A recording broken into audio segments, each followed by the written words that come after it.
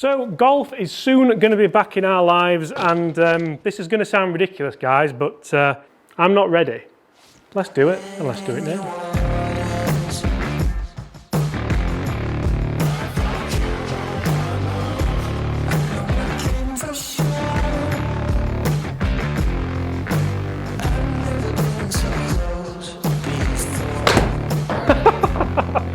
That was a shank, ladies and gentlemen.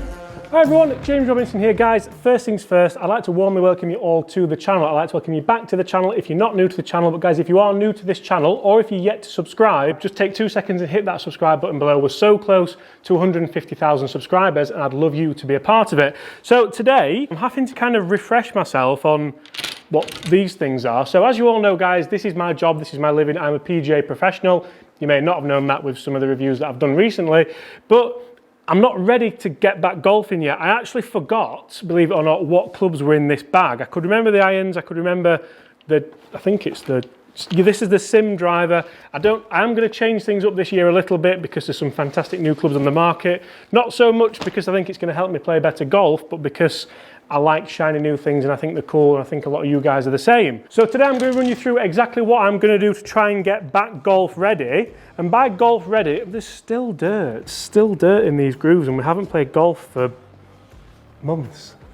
It's disgusting. And by golf ready, I don't mean just hitting shots in a net. I mean trying to get my whole game ready. There was literally dust on those clubs, and they're the clubs that I'm going to be using for course vlogs, for matches, maybe even for a match with Rick Shields if he thinks it'd be that easy to win. But keep saying no, so I'll leave that to you guys. But these are some simple things that I'm going to work on, not only to try and get hitting the ball straight.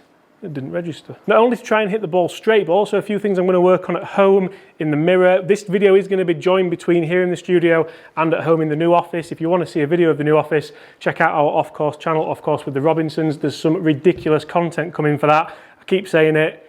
There is, honestly, like, it's going to be, it's done. I'm really excited, really. So make sure you check that out. But if you watch this video, hopefully you'll get an idea on how to spend your time in your first practice sessions back. There's going to be thousands, if not millions of people go to the golf course, get on that first tee, not have a practice swing, hit it, and hope for the best. I'm not going to be one of them guys. I'm going to try and work on it a little bit. We've already got our first game booked. It's with Foxy. It's on his birthday. It's going to be mint. We're going to drink beer. But I want to make sure that I don't embarrass myself. I want to make sure that I play half decent and actually put a bit of a score together, which would be nice. So the first thing I'm doing here is working on a few distances. If it picks it up, I'll need to be on wedge setting. They were great strikes as well. The last thing I want to do is get out there, hit driver pretty well, because I've been testing the new drivers, the TaylorMades, the Callaways, the Mizunos, the Cobras.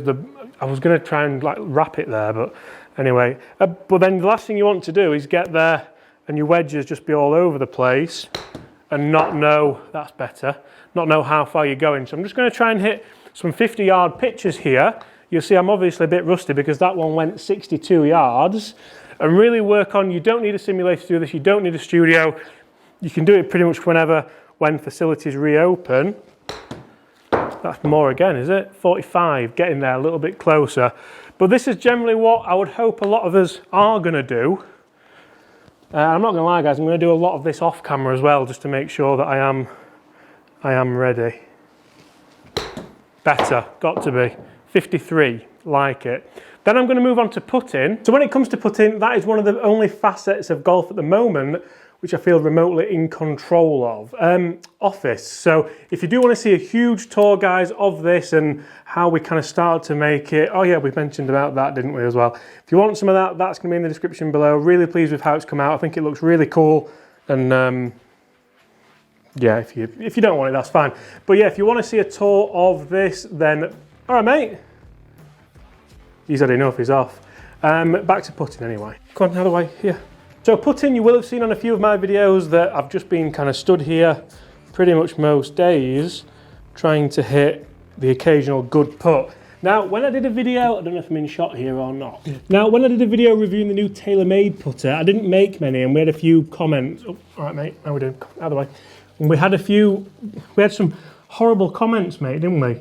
We did. We had some nasty comments about the putting. Now, if anyone's got a putt out mat, I challenge you He's just really comfy now. I challenge you, yes you, to have 20 goes, no editing, no takeouts, and see just how many you get. And then I do think people start to realise maybe just how difficult it is, but also how good it is for your 6-foot putts, for alignment and for your stroke. You see, what I'm trying to do is work on my alignment down at the ball, and then also work on the length of stroke, and then a nice shorter stroke on the way through. That's generally working for me. I'm not gonna lie, I come down here every night and I can't go to bed until I've had one stay in. So you'll see that if this was tonight, we'd be waiting some time. Oh. And again, I just think keeping it simple, keeping only a couple of thoughts in it, even just working on putting at home, can help, I thought we had that one, can help get back into the swing of things. So hopefully when we do come back to play, oh, how's that gone out? When we do go back to play out on the course, I'm going to do this again, but generally then I'll be a bit more ready. You can see I'm a little bit more relaxed as well with the shorts on and no shoes on. That's got to be. Oh. Yes. And as you've seen there, putting is something you can do at home. You don't need the put-out mat, although it is pretty good to help you with your distance control, although it's only distance control from 6 foot. I wish I was 5'9"-ish. But all you need realistically at home is a putter and a ball, and you should be sorted. Now I'm going to move on to some mid-irons. And again, the last thing I want to do is try and make this overcomplicated. I want to keep it pretty much as simple as possible with a bit of a common goal in mind. So before this last lockdown, my big goal was to try and hit a fade. So that's what I'm going to try and jump back into, because that's where my memory is from the last time I played golf, which was, I can't even remember. Can you remember the last time you played golf? Like properly played? Oh. So simple things I'm going to look at. I'm going to make sure my grip isn't too strong so the club face doesn't close. I want to make sure I release the club properly, make sure my body actually rotates and doesn't slide and then I end up flipping it. I'm also going to make sure my alignment is a little bit open, because if it gets closed, that makes me kind of deliver it from the inside as well. So I'm going to have a couple of shots trying to...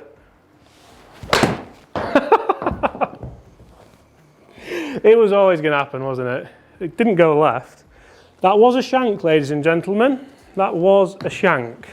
But it's not actually that bad. But I'd much rather hit a shank on the range or in here than out on the first tee. If you hit an iron for your first tee shot, like if you remember at Lytham or somewhere like that and the first hole is a par 3, I might go and start on the second, I think, and just hit driver. And I would like to say as well that obviously I'm well aware that I am really privileged to be in here still working. This is a private facility, so I'm not breaking any rules or lockdown rules or anything like that. This is my job. I know I really do enjoy it, so I'm so grateful you guys give me the opportunity to do that. But if you're going to comment and say, well, you've been doing this and that and this, trust me, reviewing golf clubs isn't quite the same as getting ready to play golf. And that's not a sub story, that's just, I'm just covering myself for the comments. Right, come on, fade. Oh, so much better. Is it fading?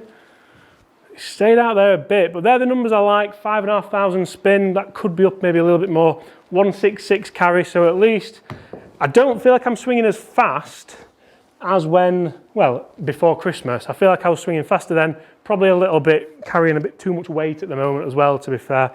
That's something I'm definitely going to work on. Go running again. Let's have another fade.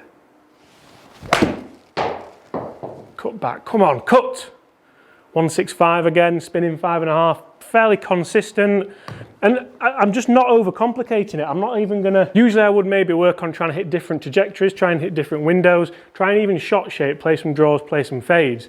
None of that in the first few weeks of when we come back out. I'm literally gonna try and have a stock shot, which is a fade.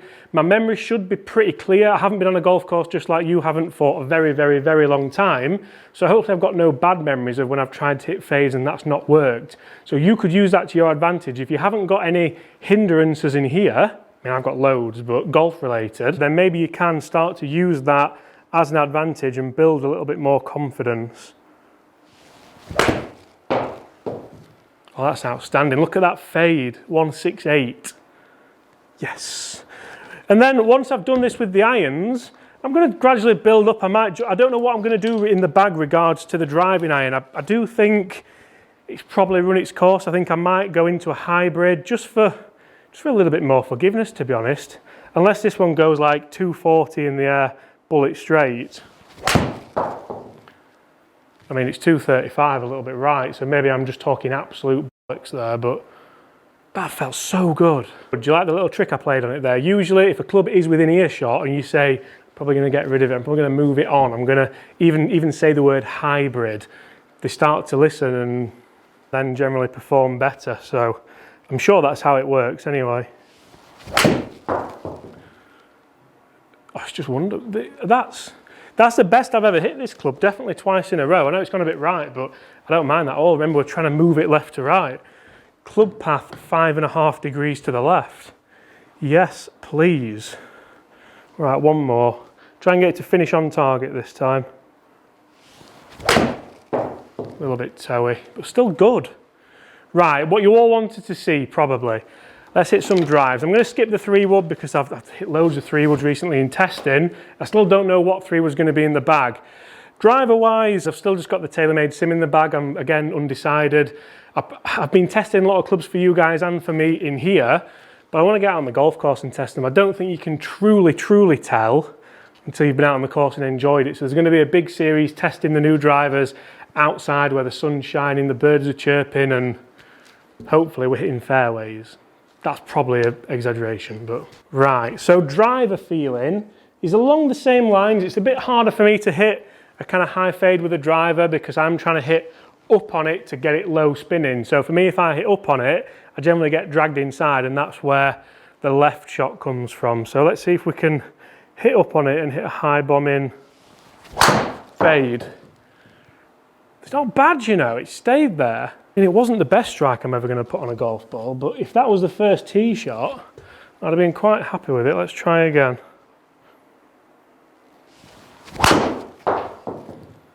Yeah. Yeah, look at that. This is it. I need to just start trying to play a big old, look at that.